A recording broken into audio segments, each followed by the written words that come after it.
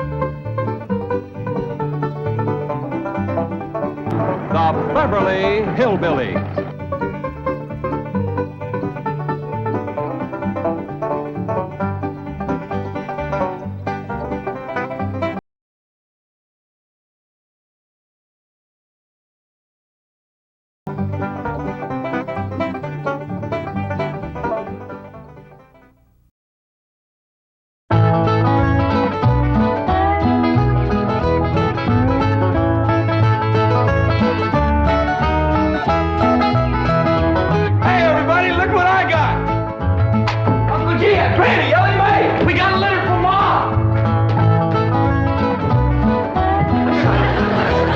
What's Jethro yelling about? Sounded like he said we got a litter from Mom. What's all the commotion?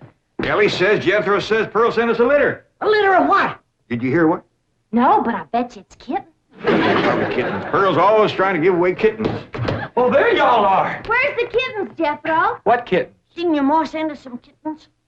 Just a minute. Nope, just a letter.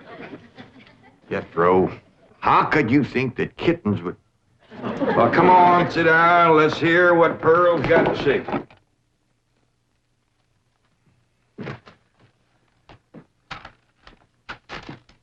Dear son and kinfolk, I take pen in hand to say we are all fine back here.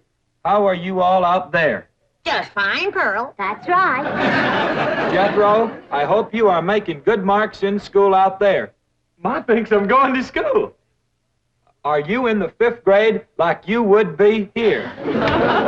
Doggy, Jethro, I clean forgot about putting you in school. We're going to have to get you started today. Can I go too? Well, now, I think Miss Hathaway's got plans to put you in some girls' school. Can I go too? Jethro, I just said it was a girls' school. That's why I want to go. I like girls. I don't. Let's get finished with the letter. After that, we'll take care of school. Your sister, Jethrine, had a narrow escape. A city dude tried to take advantage of her. What does that mean, Paul? Well, that's, well, Granny will explain that to you later. Tell us more about the city dude, Jethro. His name is Jasper He. Jasper He. That's a funny name.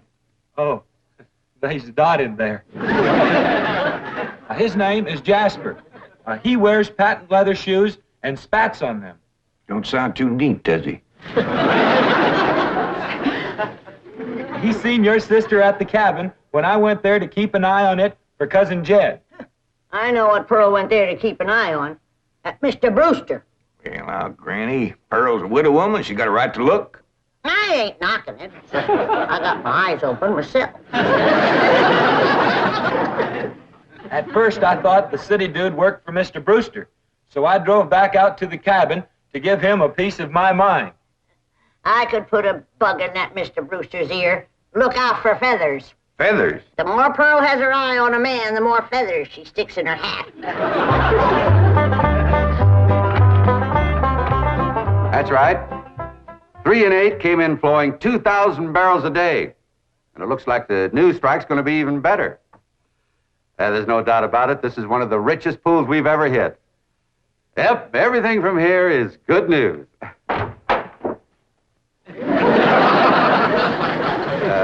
Well, not everything. I'll call you back. Mrs. Bodine, this is a pleasant surprise. Well, thank you. Although you might not think it's so pleasant when you hear what I have to say. Oh?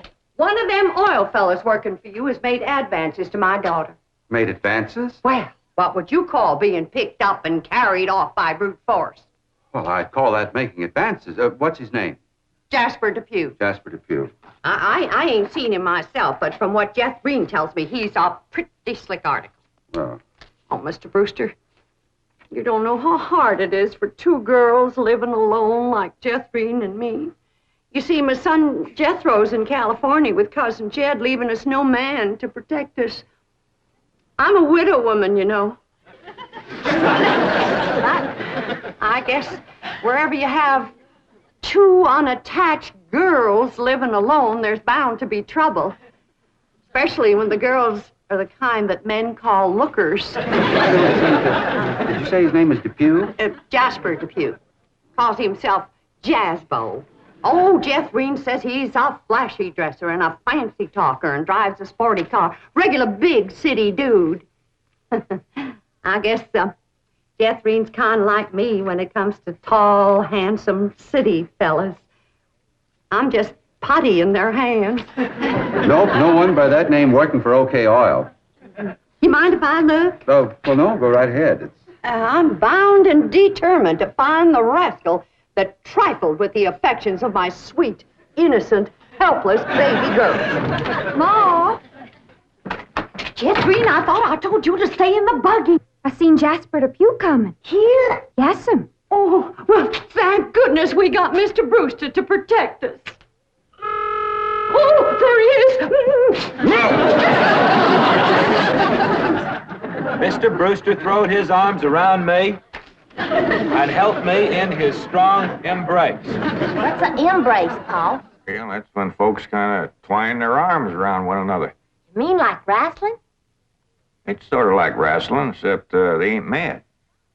It's like wrestling for fun. I reckon you could see that. Go on, Jethro. Then we heard a knock on the door, and we knowed it was Jasper He. Better look for that dot again. Oh, yeah. We knowed it was Jasper. He was there to get Jethrine. Her beauty had set his heart to burning with flamin' desire. What's flaming desire, Paul? Well, Granny will explain that to you later. Well, I'll try. You're sure counting a heap on my memory.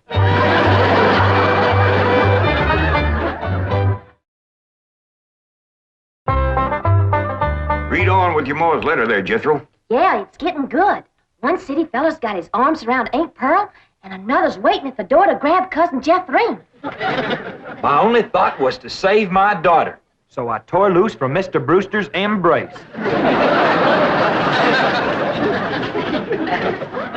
I saw Jethrine heading for the door, so I quick throwed myself betwixt my child and danger. But sweet innocent Jethrine, not knowing better, let that rascal in.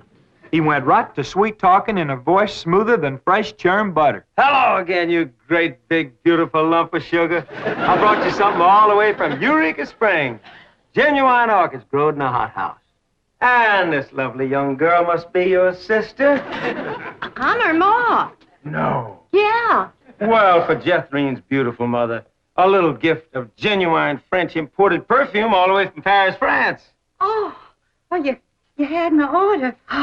Oh, my goodness. Genuine Paris, France perfume. Look at that French writing on there. That says, "Ah, d'amour." That means, oh, love. Ain't he a sport, Ma? And for Jethrine's handsome father, a genuine cigarette case. Silver. Thank you, but I am not Jethrine's father. No, Mr. Brewster ain't my husband. He's just a friend. Well, any friend of Jethrine's beautiful mother is a friend of mine. This from old Mexico and hammered out of solid silver by the Aztecs Indians hundreds of years ago. Well, that brings up an interesting question. Why would the Aztecs make cigarette cases when they had no cigarettes? That is an interesting question. I'll have to ask some of my Aztecs friends about that. Hey, Dog. Remember, ain't she sweet? Well, I've read... Hey, what happened to your orchids? Nothing. I ate 'em already. You mean you ate all them expensive orchids? Mo, you should have spoke for one. They wasn't very filling. Ain't she sweet? From her head down to her feet, and that's a long way. But I ask you very confidentially, ain't that baby sweet? Ain't she large? But she gives me such a charge. I ask you very confidentially, ain't that baby large? She stretches out in all directions. I'm in a shout. Lord, that's perfection. Are you with me? Ain't she keen? Well, that's the most I've ever seen. And I'm here to tell you I'm her ding-dong daddy, and she's my queen. And she is king-size, my Jethrine. A lots of mama, my Jethrine. she carries me away.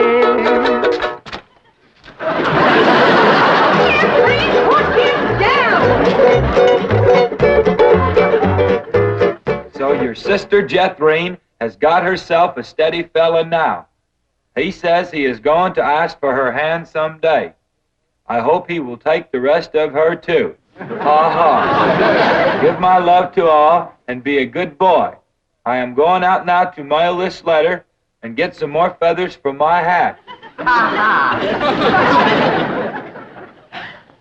As ever, your loving mother. Gee, sure nice to hear from Ma. Nice letter, nice here. Jethro, you and me's got to go right out and find a school and get you to going. Granny, you pack up a nice lunch for Jethro to tote along. How about a big mess of poke greens and chitlins with some pole and a big pot of sorghum to dip it in? Fine. Oh, Granny, it don't have to be that fancy. Some of the other boys here in Beverly Hills might not have it so good. They go to complaining to their folks. Let them complain. It ain't gonna hurt none to raise their standard a little. I'll get the truck up to Jed. Paul, please let me go with Jethro. I can help him fight if the big kids in the 5th grade goes to picking on him. I know for sure that Miss Hathaway has got other plans for your schooling. But with Jethro gone, I won't have nobody to play with. Oh, yes, you will. I just remembered something. Mr. Drysdale's stepson is coming home for Thanksgiving. And he's going to be living right next door. And you can play with him. Mr. Drysdale gave me some pictures of him. Here's some pictures of Sonny. That's what they call him, Sonny. He's been going to a lot of schools, and you ought to know some real good games to play. Ain't he something? Yeah, but what? Well, he's a boy. Sure? Sorry, Ellie, just because he's wearing... Well, there's Jethro. Now, you keep thinking about how much fun you're going to be having with him right next door. You know, he does kind of favor that movie actor, Rudolph Valentino. Here's Jethro's lunch. I didn't have time to fix much, but it'll hold him till he gets home from school. I got a real surprise in there. I've been saving it for a special day, and I reckon this is it. What is it, Granny? Deviled hawk eggs. Doggies. Makes me wish I was going to school.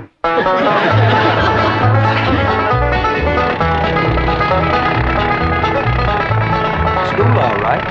Millicent, Schuyler, and Potts. I reckon them 3 is the teachers. 3 teachers. Must be awful big school. I'll say. Well, let's go in there and get you started.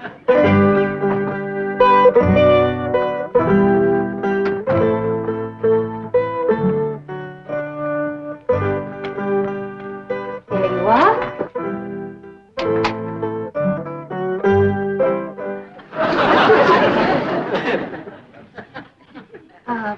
May I help you? Well, reckon maybe you can. Diana, someone has parked a most disreputable-looking vehicle outside my window. These gentlemen. Oh?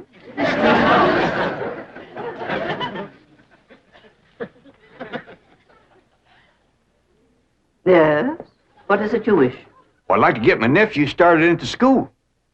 Here? Yeah, here's all right if you got room for a desk and his lunch basket. My dear man, this is a most exclusive private school. The tuition is quite expensive. Well beyond your means, I'm sure. Does that mean it costs a lot of money? That is precisely what it means. Well, I can pay you if it ain't over 25 million. 25 million? Yes, ma'am, that's all I got. Dollars? Yes, ma'am. In cash. Yes, ma'am. This is obviously a practical joke perpetrated by one of my envious competitors. What is your name? Jed Clampett, ma'am, and this here... And you expect me to believe that you have $25 million? Well, no, not on me, ma'am, but my neighbor, Mr. Drysdale, he's keeping it in his bank for me.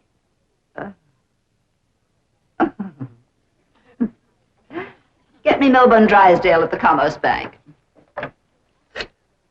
You see, it just so happens that Mr. Drysdale holds the mortgage on this school, so we are very well acquainted.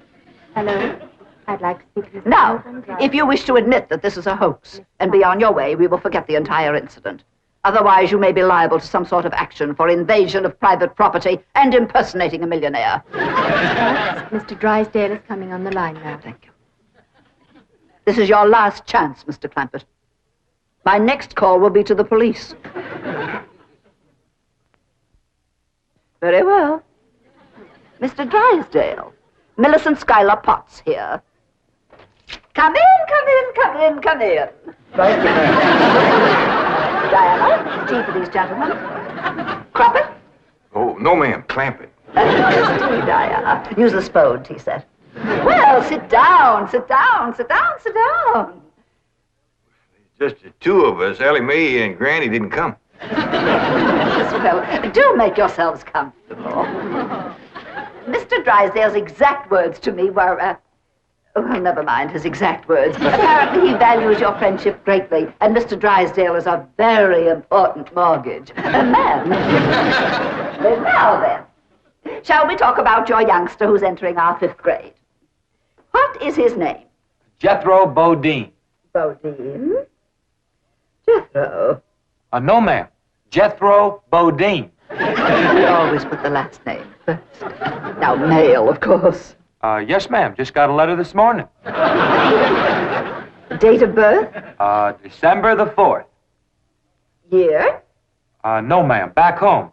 We only been here a few weeks. Perhaps you should answer the questions for our vital statistics. Now, we need to know the complete birth date, which in turn gives us the exact age. Now, we have December 4th, and judging from the fact that your nephew is entering the 5th grade, I would surmise that the year is 51 or 52. Am I correct? Oh, Jethro ain't near that old. And in the 5th grade? Why, that's wonderful. Well, perhaps we have a budding genius on our hands. Archie! I'll pour. Oh, Diana, I'd like you to bring me one of our boys' uniforms to show these gentlemen. A 5th grade size. No, on second thought, you'd better make it 3rd grade. He's younger than average. Mrs. Parker. We require that all of our students wear identical uniforms. It makes for less friction that way. Otherwise, the boys of millionaires are apt to be taunted by the really rich. I bet you Jethro will look right good in a uniform. He can't wait to be a soldier. Oh, yes, many a young lad is like that. However, our uniforms do not reflect any militaristic design. No, rather, we strive for something gay, attractive, and smart. Oh, there you are. Charming, isn't it? Now, you take this home and have Jethro wear it when he comes to school in the morning.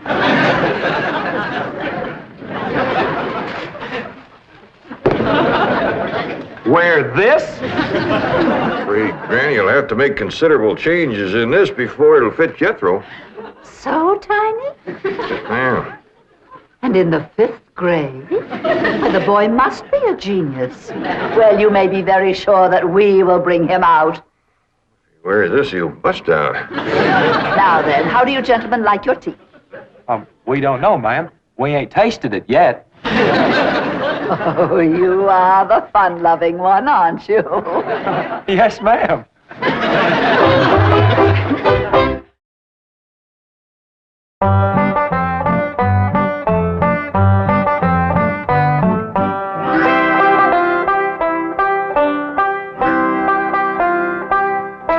Granny, here's Jethro's school clothes. You want me to help let him out? Oh, well, thank you, Ellie, but let's see what has to be done. Maybe they fit him already. That's supposed to be a hat? I reckon so. What's that? Well, Jethro said it stands for POTS. Pots? That's the school he's going to. Pot school. Hell, he'll be learning a good trade. If there's something folks always needs, it's pots. Jethro can make you some dandy new ones once he catches on to it. Miss Sam Hill is supposed to wear that. Well, Jethro, I reckon. Jethro couldn't have wore that at 3. Paul said it'd take some letting out. Letting out? There ain't enough seams in the whole world to let that out. How's it going, Granny? Are you getting my uniform already? Jethro Bodine? No, Granny. Over to school, it's Bodine Jethro. Ellie Mae, leave the room. Ain't you got no shame running around here in your underpants? Granny, these ain't underpants. They swimming trunks. You wrap that towel around you before I cut a switch. But Granny, Miss Hathaway says... I don't care who says what. I'll be glad when your ma gets out here to take you in hand and to make you some school clothes. These things ain't never gonna fit. But Granny, I gotta have these in the morning. It's a rule. All us kids over there's gotta wear these. And that coat, too. Yeah. I sure wish your ma was here with her sewing machine. Pearl's a whiz at making clothes. Now that you're going to be keeping company with Jazz Beau Depew, you're going to need some nice clothes. I like the little feller, Ma. I'm glad, Jeffrey. But you gotta stop picking him up all the time. He ain't heavy. That ain't the point. It don't look fitting for a girl to run around carrying a fella. All right. I won't pick him up anymore. Till we get married. Why would you pick him up then? To carry him over the threshold. You ain't supposed to carry him. He's supposed to carry... No, that's ridiculous. I declare, I don't know how I'm going to keep you in clothes the way you're shooting up. I start a new outfit, and by the time I get it stitched together, you've outgrown it. My new shoes is already too tight for my feet. Oh, them feet. If they get any bigger, you're going to have to go outside to turn around. My feet ain't as big as Jethro's.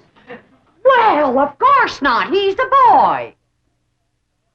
Just think, your brother Jethro's going to school in Beverly Hills, California. Yeah. I'm homesick for to see him, Ma. Me too, Jethro. I'll bet your rich Uncle Jed has Jethro duded up like one of them actors in movie pictures. I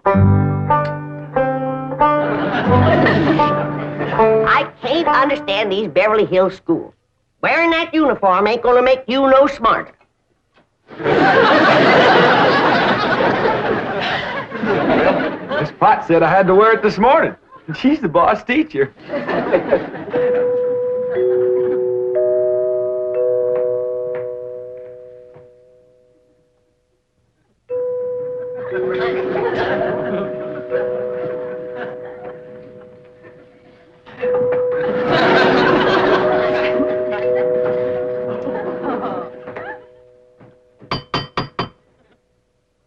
Danged if Jethro ain't right.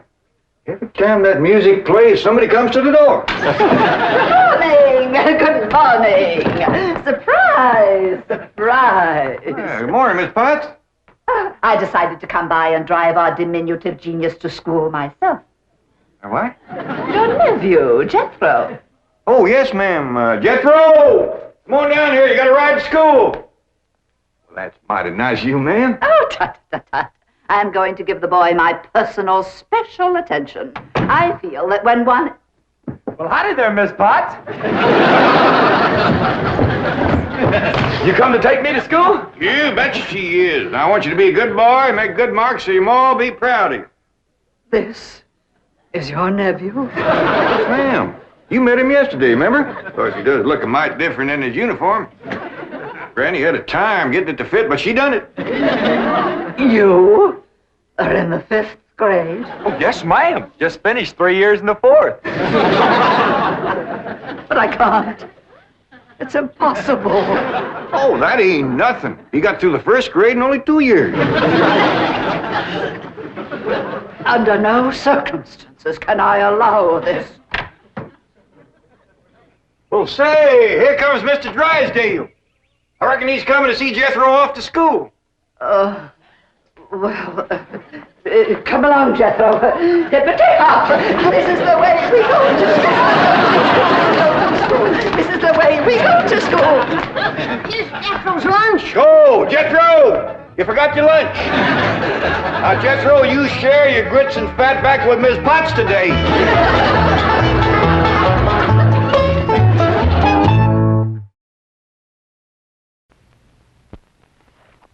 Very good, Jethro. We will continue your homework with great leaders in history. You may begin. A is for Alexander, the great he was named. B is for Beethoven, for music so famed. C is for cigarette, and Winston's the best. D is for Drake, Sir Francis... Wait. Cigarettes, Winston. Jethro, we are studying great leaders. Well, Mr. Drysdale told Uncle Jed that Winston is the leading filter cigarette all over. That's right, he did. Me and Granny's been smoking them, and they is first rate. Here, try one. Mr. Clampett, I've no doubt that Winston is indeed a superior filter cigarette. However, in deference to the textbook... Why, this is superior. However, in deference to the textbook... Never mind the textbook. C is for cigarette, and Winston's the best. Yes, ma'am. Winston tastes good. Like a cigarette should.